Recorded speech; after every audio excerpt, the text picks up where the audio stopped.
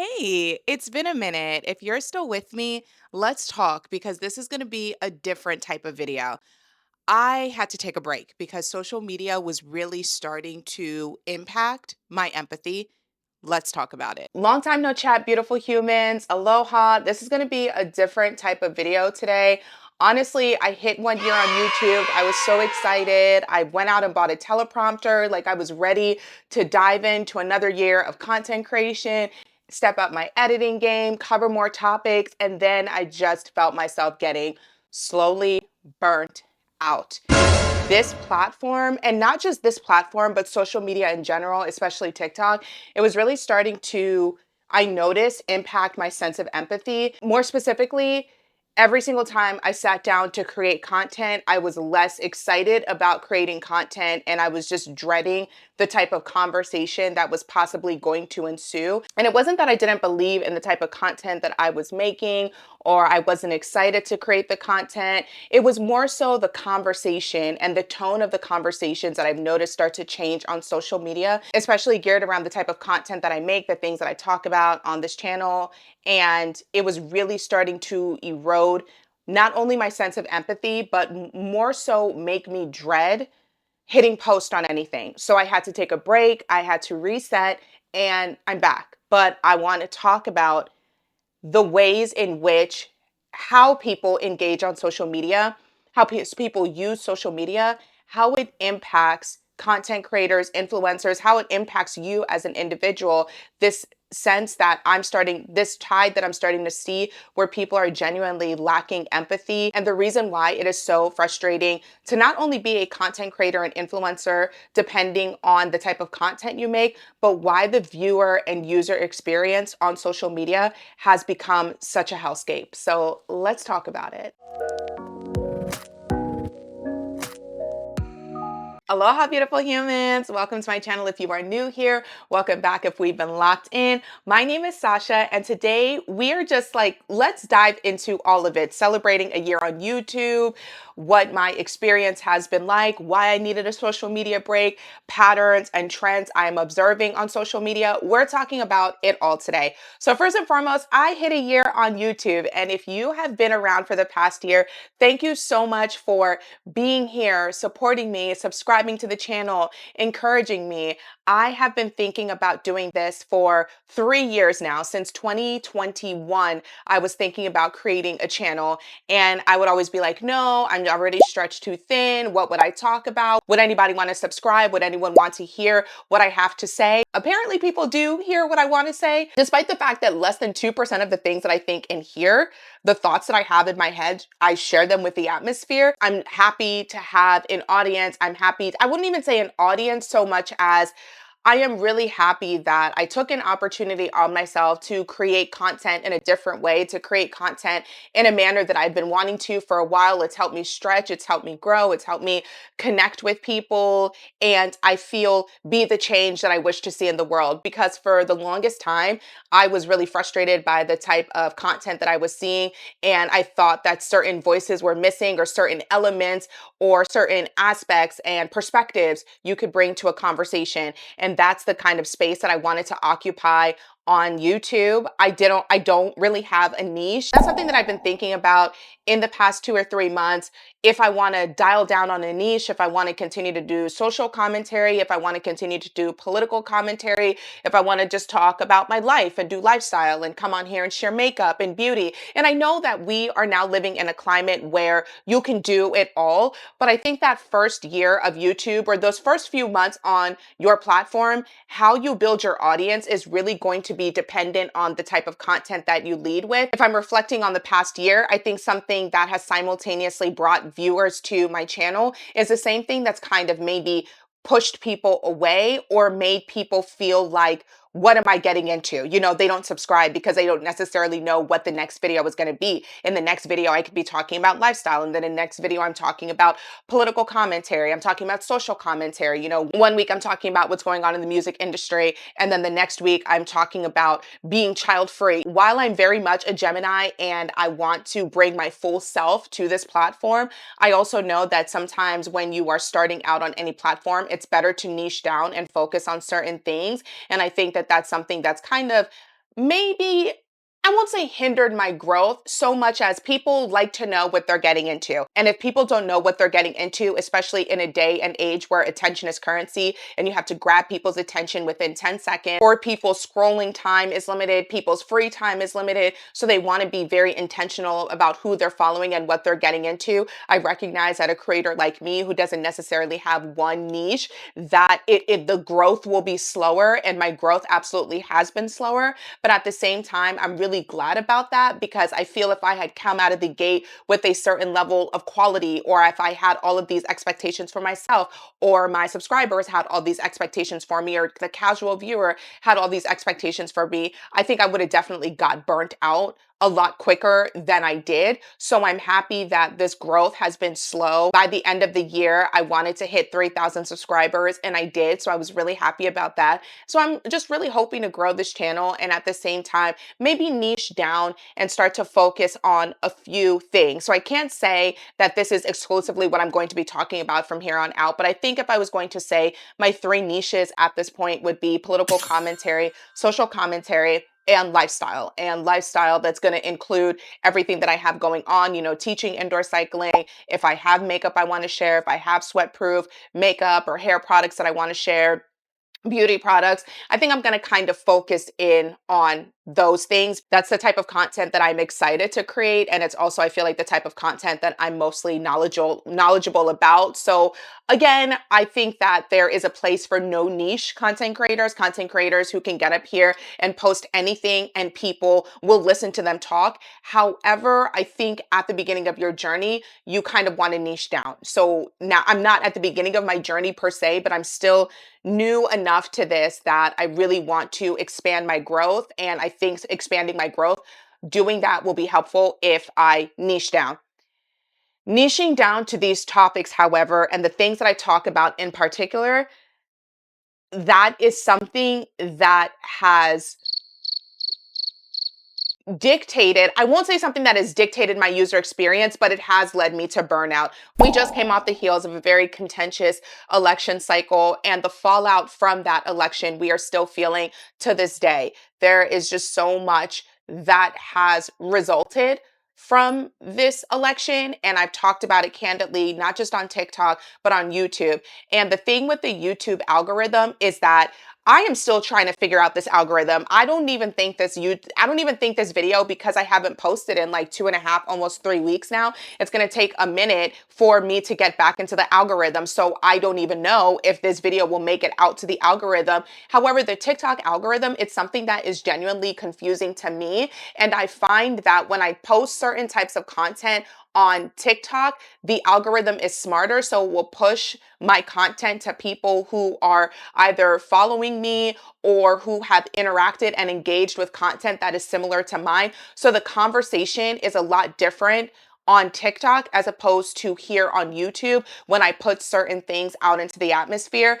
And that level of engagement and conversation it generates, sometimes it can be very good, but more often than not, it is very bad in the sense that it feels like YouTube is pushing out those specific videos, those particular videos that I do, especially when it comes to men and women relations, dating, marriage, being child free, specific types of political commentary. It pushes it out to people who have the exact opposite view of mine. And this is not to say that we should only be existing in echo chambers where the people we're listening to and following are validating and reinforcing our thoughts, feelings, and opinions. No, I think it's really the smart thing to do is to be engaged and knowledgeable about all ends of the political spectrum, people who you agree with, people who you disagree with. I think it's very important to be knowledgeable about all facets of the political spectrum. When we talk about what's going on in society, the culture wars, I think that is so important. And I am one of those people who I love to travel. I love to engage with people from different walks of life, with different socioeconomic statuses, from people with different cultures. I grew up in a very diverse area. I live in a diverse area. Diversity, not just in people, but diversity of religion, diversity of thought, diversity of life experience, lived experiences. I think it's really important for us to surround ourselves with people like that. However, when my videos of that nature get pushed out into the YouTube algorithm, the type of people who are engaging with that content, they could not disagree more with me, and they make it known. And I know that it's very tricky as a content creator or as an influencer. You don't want to get on this app and share things that are bothering you or that are hurtful to you or that you're sensitive to, because people will take that and really hammer in on your weakness. They'll shoot you and then continue to poke at your bullet wounds to get more of a reaction out of you, to draw more pain. And so I've been like really hesitant to share this. I've just kind of quietly stepped away and focused on different content and given YouTube a break. However, the people that were coming to my YouTube and engaging with the content that I was making and leaving certain comments, it was really starting to wear on me. It was really starting to just frustrate me, because I am somebody who's really intentional about what I say, what I put out there, how I use social media. If I wouldn't want it played in a room full of my family member, my in-laws, my boss, any agencies or brands that I'm wanting to work with, if I wouldn't want it played in a room full of all of these people, I would never sit on the internet and put it out there. So I'm very intentional about the things that I say. I research what I'm saying.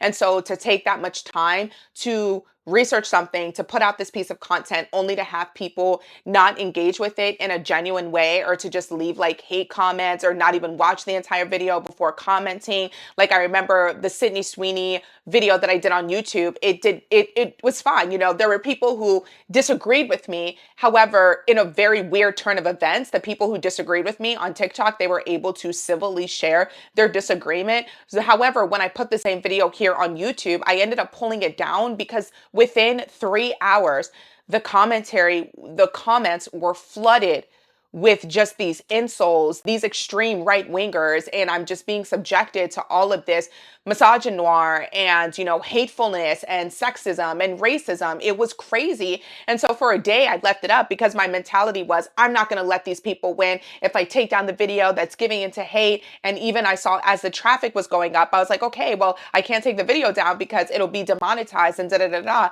But after like 48 hours, it just became so exhausting to log into YouTube to check my comments. And the comment filter is great. It will trap certain things, but the things that weren't being trapped and getting through, I was just like, Jesus Lord. And then I think about, is this the type of comments that I want somebody who is new to my channel, who's never seen me before, who's never interacted with me before, who's never engaged with me before? Is this the type of content that I want them to see? Absolutely not. So eventually I ended up taking down the video. And that was maybe 2 months ago at this point. And from that experience, I've just felt really cool off of YouTube. And I've just felt like this level of burnout.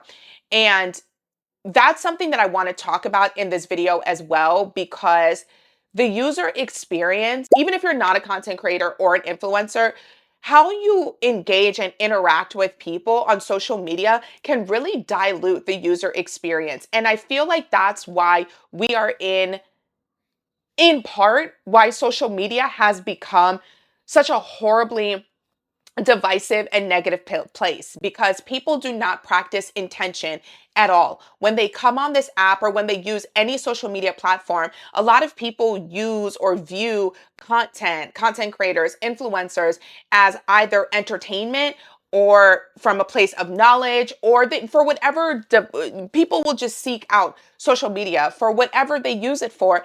But when they're looking at content, you have to realize there's somebody who, for better or for worse, because there is rage bait content out there. And I think that's what a lot of people seem to think they're responding to, because we live in an age where your attention is currency. And so in order to break through the algorithm and to get the most views and likes and shares and followers, or just get in front of the most eyes, you have to kind of up the ante. You have to put the most extreme type of content out there.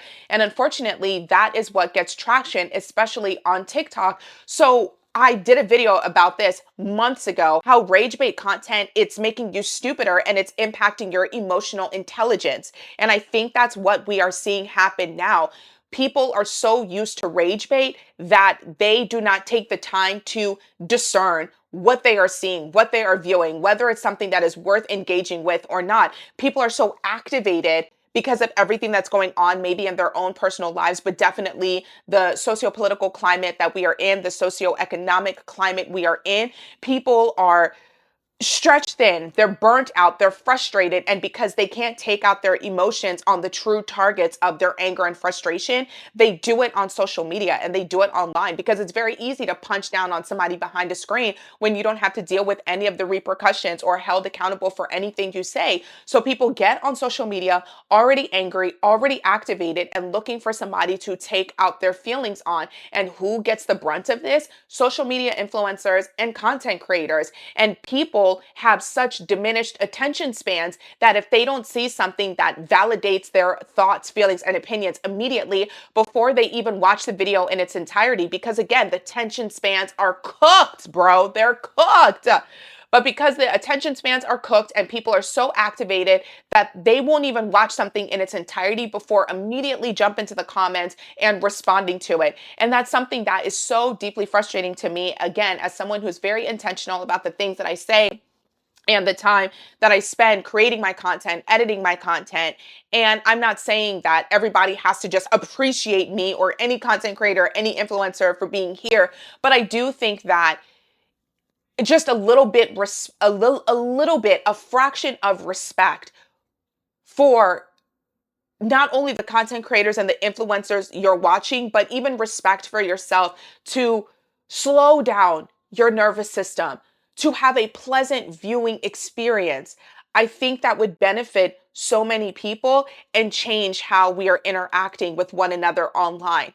And and it was just starting to get to me, not just seeing it happen in the comment section of other influencers and content creators, not just seeing the constant whataboutism and bean soup theory and moving the goalpost and people feeling committed to being right and just wanting to argue, people who listen not with the intention of understanding, but simply the intention of responding, watching this happen over and over and over again to content creators, to influencers, seeing it happen in the comment section and somebody who was on the receiving end of it, it just really started to get to me. It just really frustrated me and I felt so burnt out that I stopped enjoying creating content. It made me not necessarily stop enjoying creating content, but posting content.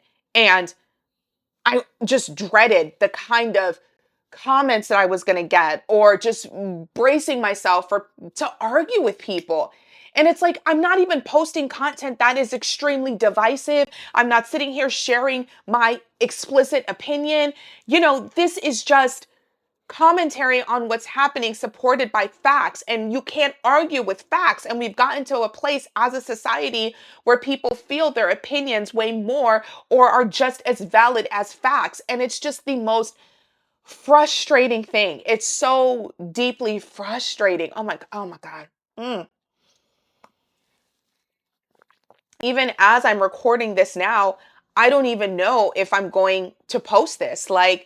Because again, it requires this level of vulnerability and that will be attacked. And I don't know if I want to set myself up for being attacked in that way or just being annoyed in that way. And so it's really made me take a step back from posting a lot of content surrounding anything that's socio-political or socioeconomic, talking about the culture that we're in, the state of dating. But then I thought to myself, this if I stop posting, if people take away the joy that I have from this, they win. And it's always people who either contribute very little or nothing at all to society that always have the most to say, that will be the first people to criticize you, that will be the first to poo-poo you and put you down. And I understand that it comes from a place of their own insecurity, their own miserableness. And I generally feel that way. Like, that is a piece of advice that I give to a lot of people.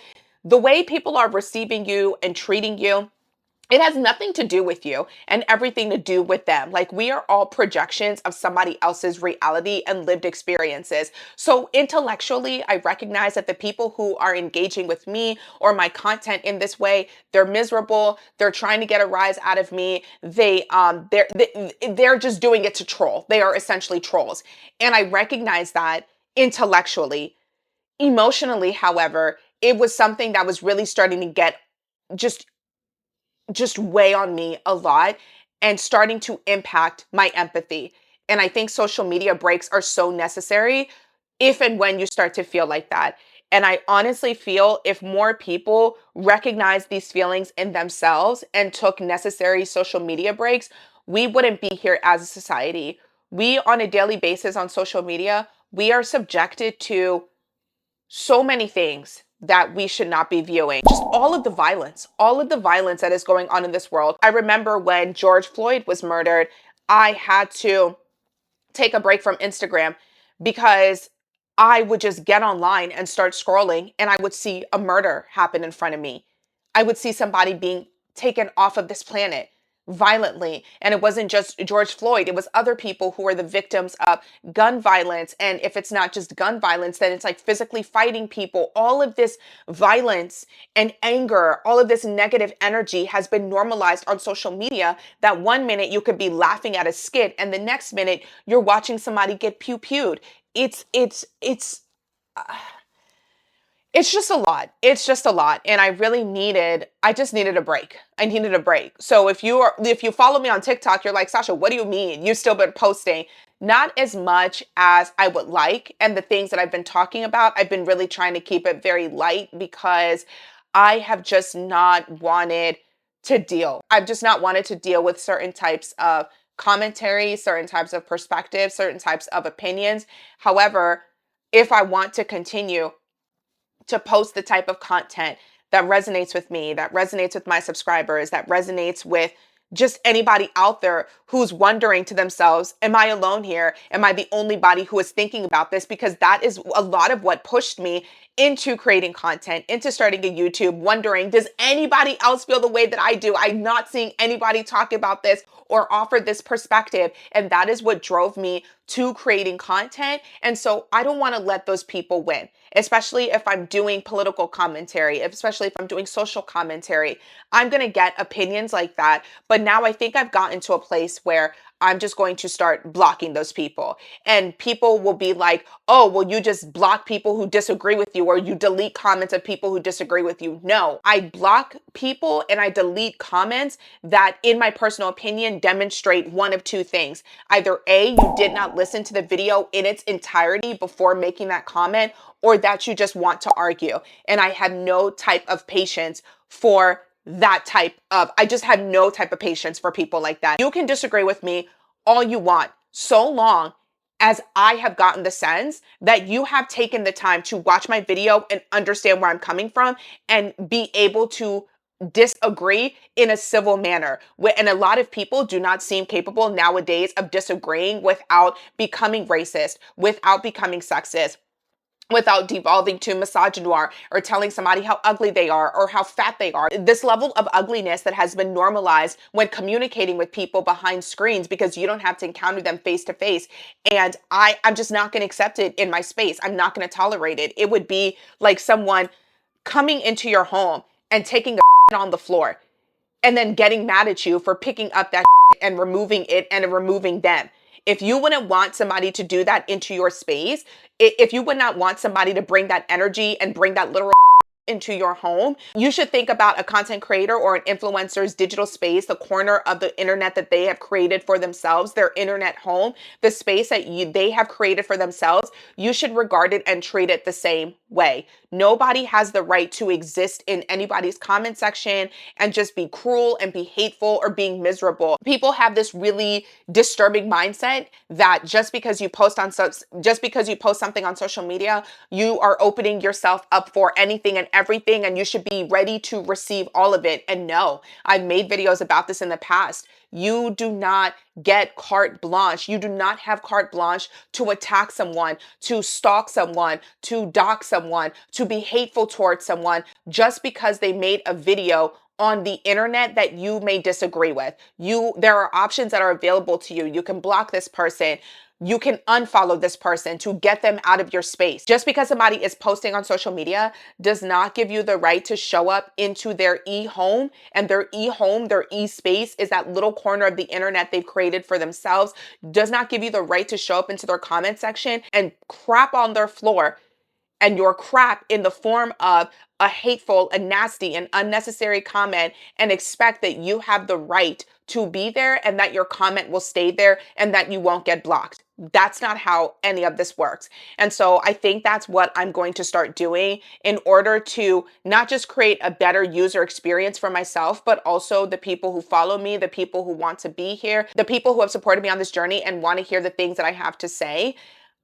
It's not fair to them and it's not fair to me. And I'm just not going to allow it in my space anymore. So I guess this is my welcome back. I'm not burnt out anymore video and I'm ready to be posting back on YouTube. But this is also a call for people to be mindful about how they engage with others on social media. Are you leaving thoughtful comments? And if it's not resonating with you, ask yourself, why do you feel compelled to leave this hateful comment instead of blocking this person or just hitting not interested on their profile and calling it a day? We all need to recognize that we are sharing this digital space, this social media space, this internet space, and we're all contributing to the internet culture. And if you're contributing to the culture in a way that is making it hateful and a hellscape and making it a less pleasant experience for people, especially people who are just creating content. If you don't like the content you are seeing or the content that they are creating, you have two options available to you.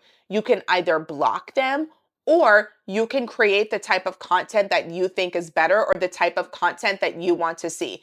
At least that's what I started doing. I've been doing it for a year here on YouTube, and cheers to year two. Drop down in the comments. Let me know what your thoughts are. Have you noticed an uptick in this behavior on social media? How people are just really negative lately? The type of violence that we are seeing being normalized, not just physical violence, but also verbal violence as well. You know, a lot of hateful rhetoric, a lot of red pill rhetoric, just a lot of divisiveness and negativity. I think that the climate that we are in right now, a lot of people feel miserable, frustrated, and scared, and they are taking it out on anybody on the internet that crosses their paths. And this is just my plea again to make therapy free in this country. I firmly believe everybody should be in therapy, and the current climate that we are in, we all could use it. Amen, amen, amen, amen. Drop down in the comments. Let me know your thoughts. Don't forget to like the video, subscribe to the channel, and until next time, peace out.